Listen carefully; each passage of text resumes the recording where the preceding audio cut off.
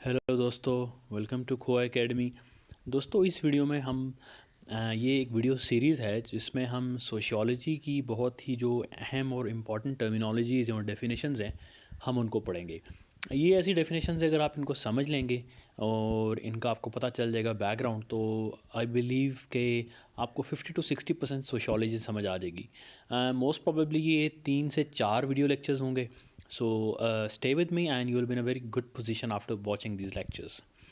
Absolute poverty क्या होती है दोस्तों? एक होती है एब्सोलूट पॉवर्टी और दूसरी होती है रिलेटिव पॉवर्टी। ठीक है।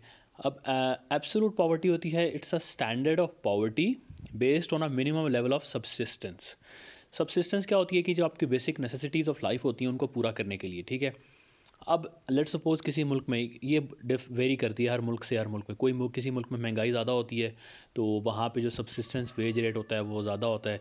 किसी मुल्क में महंगाई कम होती है तो सब्सिस्टेंस वेज रेट कम होगा। फॉर एग्जांपल अफ़गानिस्तान में लेट्स सपोज अगर महंगाई ज़्यादा है तो वहाँ पे सब्सिस्टेंस लेवल जो होगा, वेज रेट, वो $10 होगा। ठीक है। मतलब कि वहाँ पे अगर किसी एक बंदे के पास उसकी इनकम $10 है, ठीक है, तो वो अपने आराम से खाने पीने की जो बेसिक नेसेसिटीज़ हैं वो पूरी कर सकता है। वेयर किसी एक मुल्क में अगर महंगाई उससे भी ज़्यादा है तो वहाँ पे शायद जो उसकी सब्सिस्टेंस लेवल ऑफ जो पॉवर्टी लाइन होगी वो $15 होगी। मतलब कि अगर $15 से अगर उस मुल्क में किसी के पास कम इनकम है तो वो बंदा गरीब शुमार किया जाएगा। तो ये एक बेसिकली एब्सोल्यूट, यानी आप उसको क्वान्टिफाई कर सकते हो नंबर्स में कि ये बेयर मिनिमम है। इससे कम अगर किसी की एनुअल इनकम होगी तो वो पुअर कंसिडर किया जाएगा उस मुल्क में। ठीक है। अब रिलेटिव पॉवर्टी क्या होती है जी? रिलेटिव पॉवर्टी ये होती है कि एक बंदा है, लेट सपोज उसकी पर एनम इनकम $50 है। ठीक है। लेकिन वो फिर भी अपने आप को गरीब समझता है रिलेटिव टू अदर पीपल। ठीक है। तो इसमें यह है कि उसकी बेसिक ज़रूरियात तो सारी पूरी हो रही हैं। ठीक है। $50 वो कमा रहा है, लेकिन जब वो अपने से ऊपर वालों को देखता है तो वो अपने आप को पुअर समझता है। ठीक है। ही considers himself poor even though he is living above this subsistence level of ways. Okay. Moving on, achieve status. Remember, sociology में हम जब भी बात करेंगे तो दो तरह के स्टेटस होते हैं, एक अचीव स्टेटस होता है और एक एस्क्राइब्ड स्टेटस होता है। अचीव स्टेटस की हम डेफिनेशन पढ़ लेते हैं। अ social position attend bye a person largely through his और ओन एफर्ट्स। मतलब कोई भी स्टेटस आप माशरे में जब हासिल करते हैं जो आपने एफर्ट और मेहनत से हासिल किया हो। ठीक है। For example, if you are a doctor in a society, आप डॉक्टर हैं तो that is an achieve status. आपने मेहनत की और पढ़ लिख के आप डॉक्टर बने हैं। ऐसा नहीं है कि एस्क्राइब्ड था, यानी कि आप पैदा होते साथ ही आप डॉक्टर बन गए, ऐसा नहीं है। एस्क्राइब्ड स्टेटस की अगर हम कोई एग्जांपल ले लें तो let suppose if when you are born, आप या मेल होते हो या फीमेल होते हो, तो वहीं पे आपको एक लेबल दिया जाता है कि you are ascribed as a male और अ फीमेल। ठीक है। इसके अलावा आप जब पैदा होते हो तो यू आर अ सन और अ डॉटर। सो सन और डॉटर का जो टाइटल है that is also an ascribed status. आप इनको चेंज नहीं कर सकते। एस्क्राइब्ड स्टेटस जो होते हैं आप उनको चेंज नहीं कर सकते। If you are a female, you are a female. आप जितना मर्जी हार्ड वर्क करें, आप जितना मर्जी हार्ड वर्क करें, अगर आप मेल हैं तो आप मेल ही रहेंगे। ठीक है। आगे हम उसकी डेफिनेशन भी पढ़ेंगे। अच्छा, एफर्मेटिव एक्शन, ये आपने अक्सर सुना होगा मीडिया में, लेकिन इसकी हम आज डेफिनेशन देखते हैं। It is a policy intended to improve minority access to occupational and educational opportunities. कोई भी माइनॉरिटी ग्रुप्स हैं किसी भी मुल्क में या किसी भी सोसाइटी में, माइनॉरिटी या सप्रेस्ड ग्रुप आप कह लें। ठीक है। फॉर एग्जांपल जैसे ब्लैक्स हो गए। ठीक है। अमेरिका में they are a minority group. वहाँ पे अक्सर बात होती है कि जी एफर्मेटिव एक्शन होना चाहिए। यही यानी कि फ्री मार्केट इकॉनमी में क्या होता है कि फ्री मार्केट इकॉनमी आपकी ये कहती है कि हर किसी को इक्वल अपॉर्चुनिटी है, लेकिन एफर्मेटिव एक्शन की अगर हम थ्योरी को देखें तो वो ये कहता है कि जो पिसा हुआ बेसिकली आपका तबका है वो फ्री मार्केट से उतना फ़ायदा नहीं उठा सकता, क्योंकि जो उसके रिलेटिवली जो एक वेल टू डू तबका है उसके पास रिसोर्सेज होते हैं। ठीक है। वो मार्केट में जाके अच्छे उसके पास मौके आएंगे। तो आप एफर्मेटिव एक्शन, यानी आपको सोशल पॉलिसीज़ ऐसी बनानी चाहिए कि जो माइनॉरिटी हैं, लेट सपोज जेंडर से अगर हम जेंडर के लेंस से देखें तो जो वुमेन है, ठीक है, उनकी उनकी उनके पास रिसोर्सेज कम होती हैं, उनकी डेवलपमेंट नहीं होती। तो आप वुमेन को, माइनॉरिटीज़ को स्पेशल कोटाज दें, एजुकेशन अपॉर्चुनिटीज़ दें, करियर अपॉर्चुनिटीज़ दें, ताकि वो फ्री मार्केट में बाकियों के साथ फेयरली एक लेवल प्लेइंग फील्ड पे compete कर सकें। सो कोई भी ऐसी पॉलिसी, सोशल पॉलिसी जो माइनॉरिटीज़ की एक्सेस टू एजुकेशन या ऑक्यूपेशन को इम्प्रूव कराने के लिए की जाती है उसको हम एफर्मेटिव एक्शन कहते हैं। जैसे वुमेन का कोटा होता है जॉब्स में, ठीक है, यूनिवर्सिटीज़ में, तो that is an example of affirmative action. Ageism क्या होता है जी? बटलर जो थी, इन्होंने एक थ्योरी दी थी, it is a systematic stereotyping of and discrimination against people because they are old, ठीक है। वो जिसे कहते हैं कि जी बूढ़े जो होते हैं उनको हर जगह साइड पे कर दिया जाता है कि यार ये तो किसी काम का नहीं है, इवन नौकरी में भी उनको नहीं रखा जाता। हालांकि शायद एक एजड बंदा हो, वो शायद he is very competent, he is very smart, लेकिन एक बायसनेस होती है, ठीक है, एक स्टीरियोटाइपिंग होती है कि यार अगर ये बूढ़ा है तो ये ऐसा होगा, दैट इज़ कॉल्ड स्टीरियोटाइपिंग, ठीक है। अच्छा आगे चलते हैं। Agrarian society, it is the most technologically advanced form of pre industrialist society. Pre industrialist मतलब इंडस्ट्रियल सोसाइटी क्या होती है, जिसमें सनतें फैक्ट्रियाँ वगैरह लगी हैं। तो उससे पिछले काफ़ी किस्म की सोसाइटीज़ आई थी, ठीक है। हंटिंग एंड गैदरिंग सोसाइटीज़ आई थी, ठीक है। उसके बाद आपकी एग्रेरियन सोसाइटीज़ आई। अब एग्रेरियन जो है टेक्नोलॉजिकल जो सोसाइटीज़ थी उनसे बिल्कुल जो पहले थी, ठीक है, और प्री इंडस्ट्रियल सोसाइटीज़ से जो पहले थी। और ये एग्रेरियन सोसाइटीज़ जो थी आपकी दो के एग्रीकल्चर पे बेस करती थी, लेकिन ये बहुत टेक्नोलॉजिकली एडवांस थी। फॉर एग्जांपल आपके ये इफेक्टिव प्लाउज और ये यूज़ करती थी, in which members are engage primarily in the production of food but increase their crop yield through such technological innovation such as plow, ठीक है।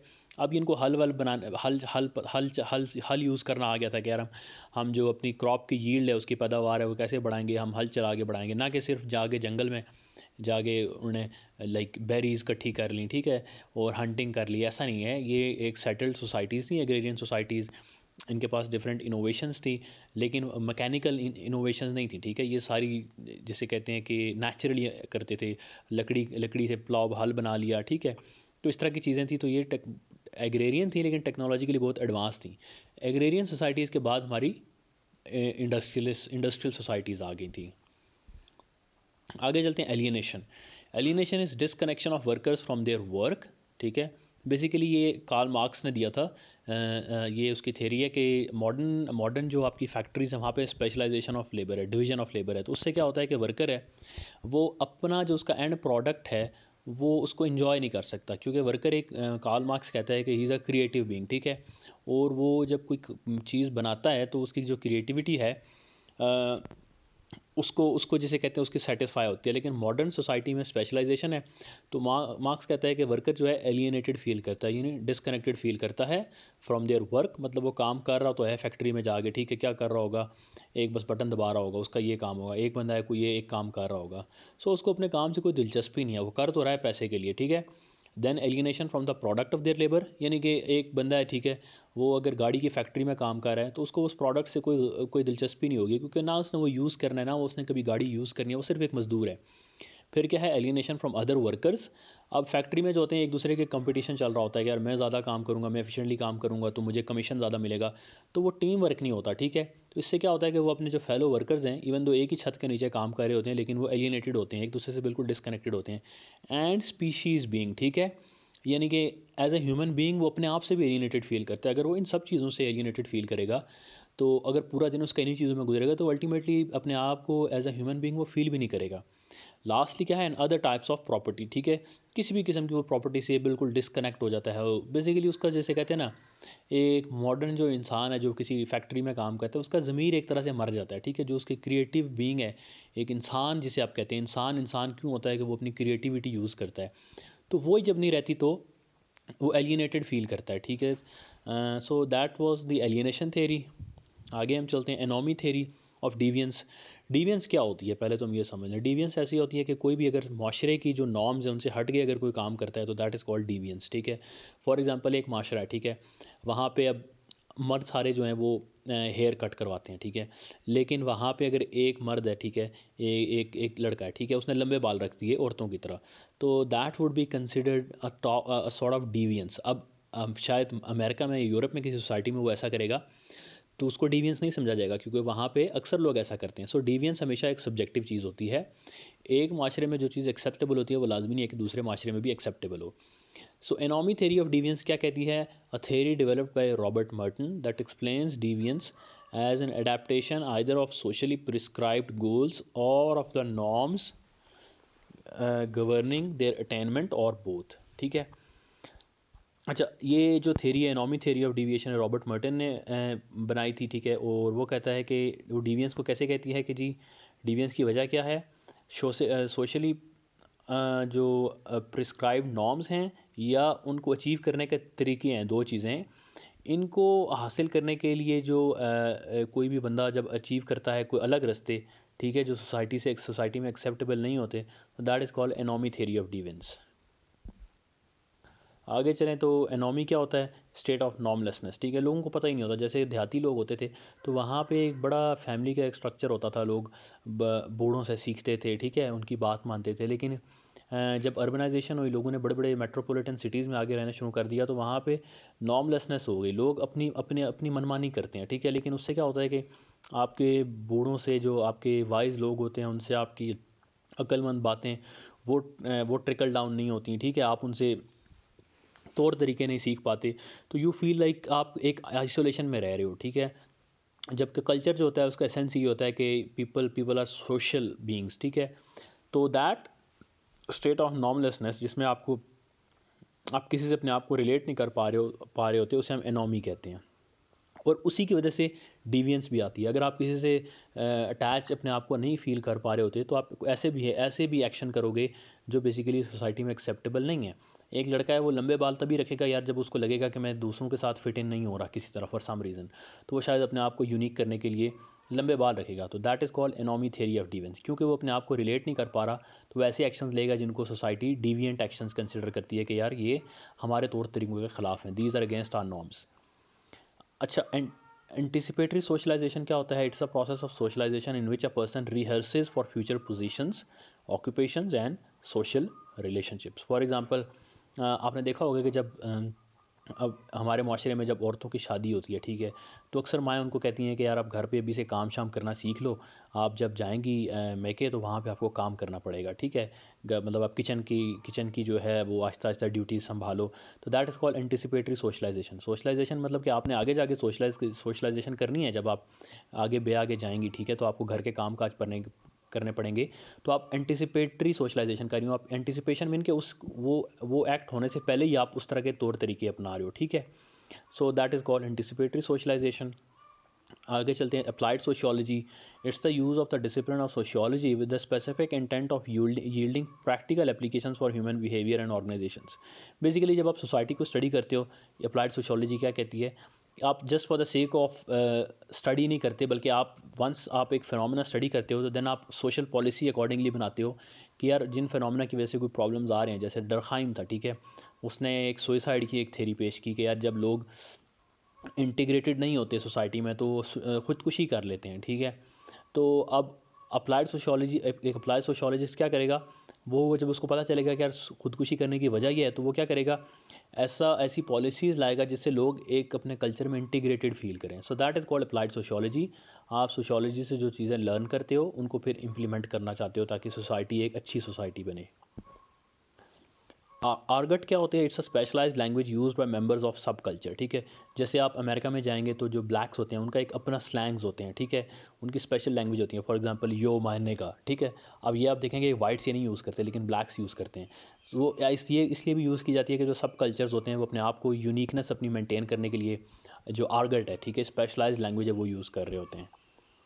स्क्राइब स्टेटस, जैसा कि हमने पढ़ा था, एक अचीव स्टेटस होता है, दूसरा स्क्राइब स्टेटस होता है। It's a social position assign to a person by society without regard for the person's unique talents और कैरेक्टरिस्टिक्स। फॉर एग्जांपल, अगर आप किसी सोसाइटी में चले जाते हो, तो वहाँ पे आपको, जब आप पैदा ही होते हो, तो either you are a male और फीमेल, ठीक है।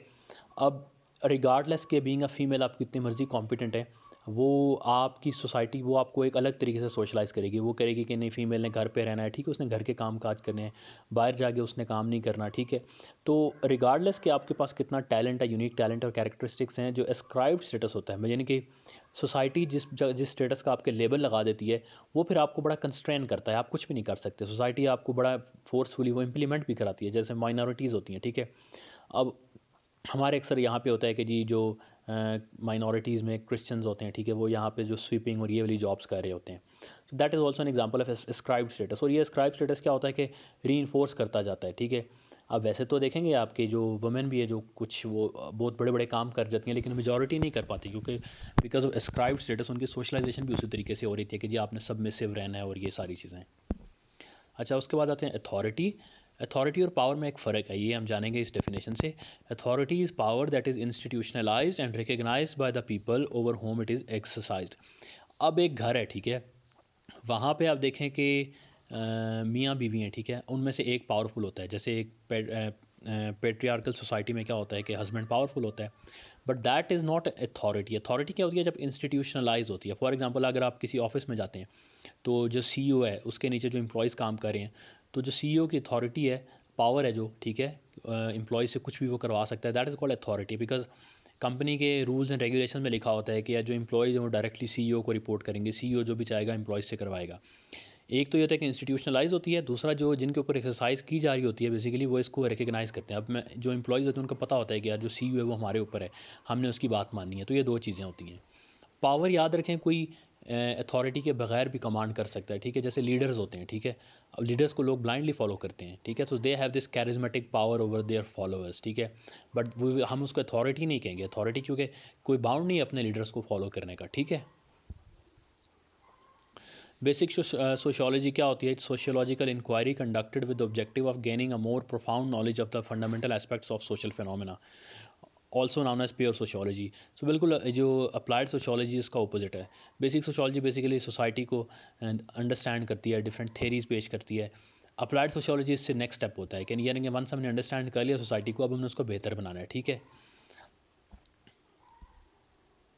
बायलैटरल डिसेंट क्या होती है? A kinship system in which both sides of a person's family are regarded as equally important, ठीक है, यानी कि ऐसा नहीं है कि जैसे हमारी सोसाइटी में मेल है, हस्बैंड है, तो उसी के जो रिश्तेदार हैं उन्हीं को सारी इंपॉर्टेंस हासिल होती है। कुछ ऐसी सोसाइटीज़ भी होती हैं लेकिन बहुत कम होती हैं पूरी दुनिया में, जिधर मदर और फादर जो हस्बैंड और वाइफ है दोनों के जो पेरेंट्स होते हैं उनको इक्वली इंपॉर्टेंस हासिल होती है। अच्छा, बर्थ रेट क्या होता है? It's the number of live births per 1000 population in a given year, also known as crude birth rate, ठीक है। 1000 लोग हैं अगर एक किसी कंट्री में, तो उस 1000 जो लोग हैं उनमें से कितनी लाइव बर्थ्स होती हैं, ठीक है, जिंदा बच्चे कितने पैदा होते हैं, that is called birth rate. Bisexuality क्या होता है? Classification of individuals according to their emotional sexual relationships and lifestyle with person of either sex, ठीक है। मतलब कि ऐसा नहीं है यहाँ पे जैसे आप मेल है तो मेल की तरफ ही अट्रैक्ट हो सकता है और या फीमेल की तरफ भी हो सकता है, तो दैट इज़ कॉल्ड बायसेक्सुअलिटी, ठीक है। आप बाय से मीन दो, आप दोनों में से किसी सेक्स की तरफ भी आपका टिल्ट हो सकता है। बॉर्जवाजी ये एक कार्ल मार्क्स की वंस अगेन टर्मिनोलॉजी है। Karl Marx term for the capitalist class the owners of the means of production. Karl Marx कहता है कि जो हमारी सोसाइटी है ये एक क्लास बेस्ड सोसाइटी है, उसमें दो क्लासेस हैं। बॉर्जवाजी वो जिनके पास फैक्टर्स ऑफ प्रोडक्शन होते हैं, यानी जिनकी फैक्ट्रियाँ होती हैं, जिनके पास ज़मीन होती है, जिनके पास पैसा होता है। और दूसरी क्लास कौन सी होती है? प्रोलेटेरिएट, यानी कि फैक्ट्री वर्कर्स, मजदूर, जिनके पास अपने कोई रिसोर्सेज नहीं होते। वो उनके पास अपना जो रिसोर्स होता है वो सिर्फ एक लेबर होता है, अपनी मजदूरी होती है, और वो बेचते हैं बॉर्जवाजी क्लास को। Brain drain the immigration to the United States and other industrialized nations of skilled workers, professionals and technicians who are desperately needed in their home countries. तो ब्रेन ड्रेन का जो मेन ये है, आप इसको डेफिनेशन को देखें कि माइग्रेशन तो बहुत लोग करते हैं, तो उसको हम ब्रेन ड्रेन नहीं कहेंगे। माइग्रेशन का, लेट्स सपोज एक डॉक्टर है, ठीक है, वो अमेरिका चला जाता है, तो अगर लेकिन उनके अपने कंट्री में भी डॉक्टर्स बहुत ज़्यादा हैं तो उसको हम we will not call it brain drain. लेकिन अगर एक डॉक्टर है, ही मूव्स टू अमेरिका, लेकिन उसके अपने मुल्क में डॉक्टर्स की बहुत शॉर्टेज है, so that is called brain drain. कि लोग अच्छे अपने मुल्कों में जिसकी उसकी स्किल की ज़्यादा ज़रूरत है वो छोड़ के लोग इंडस्ट्रियलाइज कंट्रीज में चले जाते हैं, बिकॉज वहाँ पर उनको पे अच्छी मिलती है, लिविंग कंडीशन अच्छी मिलती हैं। Bureaucracy, a component of formal organization in which rules and hierarchical ranking are used to achieve efficiency. Bureaucracy में ये होता है कि जी रूल्स जो हैं वो ज़्यादा इंपॉर्टेंट होते हैं, जैसे कि प्राइवेट रिलेशनशिप्स और टीम वर्क, ये चीज़ें इंपॉर्टेंट नहीं होती। वहाँ पे हर कोई पहले देखेगा काम करने से कि यार ये रूल तो मैं कोई रूल तो नहीं तोड़ रहा।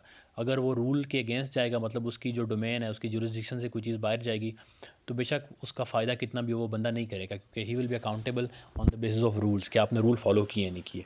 बाकी की डेफिनेशन हम अगली वीडियो में देखेंगे। आई होप इससे आपको समझ आई होंगी। अगर कोई क्लैरिटी नहीं हो तो आप कमेंट्स में लिखें, I will respond to them, ताकि मैं आपके कॉन्सेप्ट को फर्दर क्लैरिफाई कर सकूँ। Thanks for watching, do subscribe.